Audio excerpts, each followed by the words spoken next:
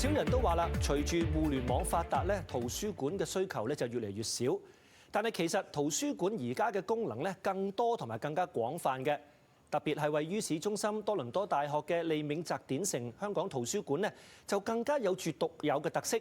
除咗有大量嘅家港兩地嘅書籍之外咧，更加保存咗唔少罕有珍貴嘅文獻同埋期刊嘅，亦都經常舉辦講座同埋研討會添。佢哋特別咧會喺3月舉辦開放日嘅，希望令到更多嘅市民認識。咁今日好高興咧請到利銘澤典城嘅館長劉麗芝博士咧親身同我哋傾下㗎。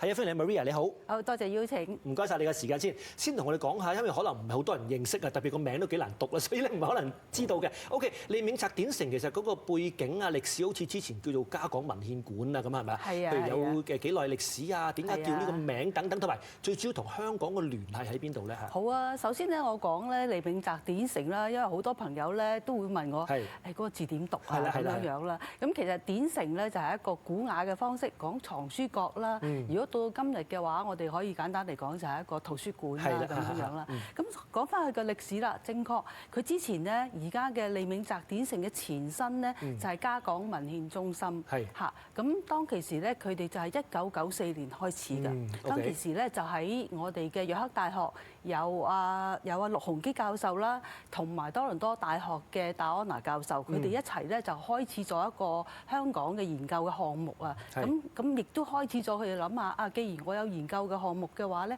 都要需要一個資源中心，就喺嗰陣時候開始咗啦。咁去到大概2007年咧，利德惠博士咧，咁佢咧就非常支持一個香港圖書館繼續運作落去。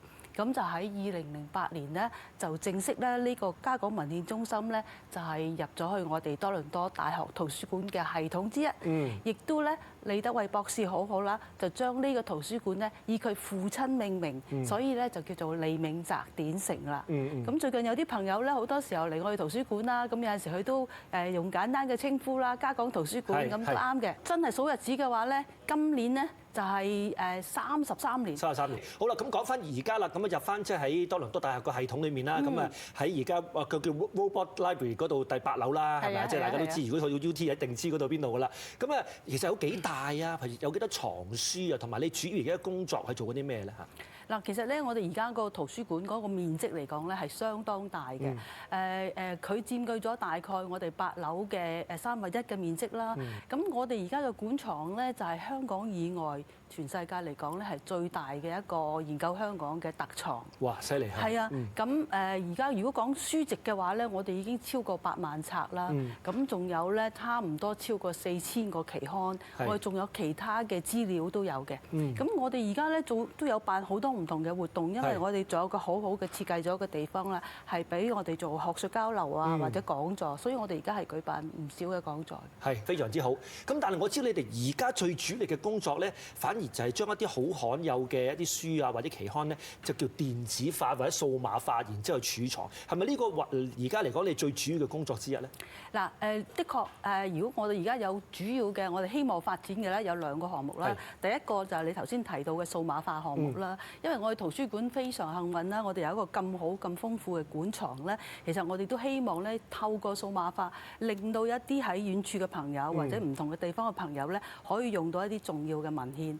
咁我哋非常榮幸啦，有得到一啲作者嘅信任啦。譬如而家喺我哋數碼化嘅書籍裏面，包括有李怡先生嘅作品啦，有尊子先生嘅作品啦，或者係最近吳浩先生佢夫人咧授權俾我哋，所以就海外嘅朋友咧，而家唔使飛到嚟多倫多啦，咁佢哋好方便可以睇得到咯。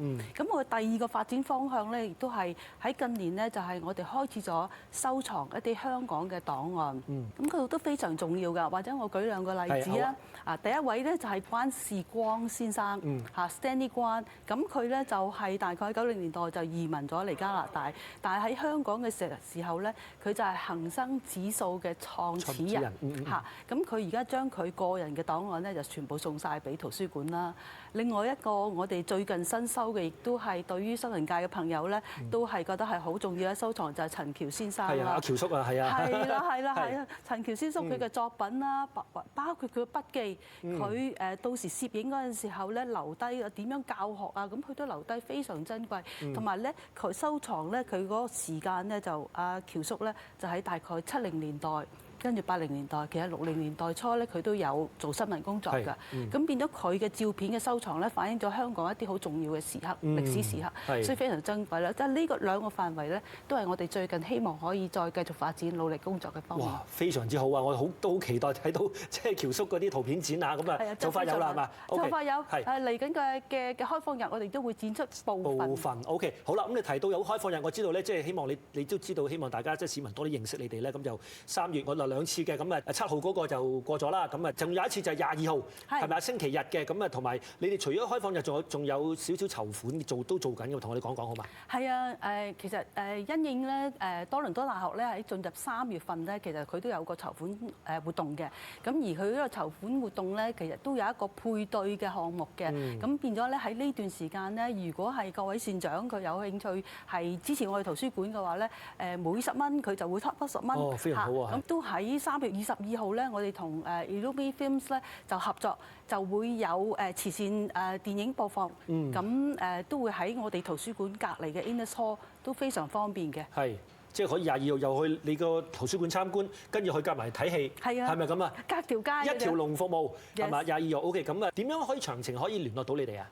嗱，我哋而家咧，其實如果大家上到我哋圖書館嗰個網頁咧，咁我哋已經有詳細嘅資料喺度㗎啦。咁另外咧喺我哋圖書館咧嘅 Facebook 同埋 IG，我哋都將啲信息發放嘅。非常之好透明化嘅，大家都可以揾到你哋嘅。係啊係啊。OK， 唔該晒。咁啊希望即係成功，你哋今次嘅籌款又好，開放日又好，等大家都認識多啲，好嘛？有機會再傾偈 ，Maria。Thank you， 唔該晒你。咁剛才咧係同李銘澤典城嘅館長劉麗芝博士咧，同我哋親身介紹下香港圖書館嘅工作啦。希望大家唔好錯過3月22號嘅開放日，同埋支持佢哋嘅籌款工作。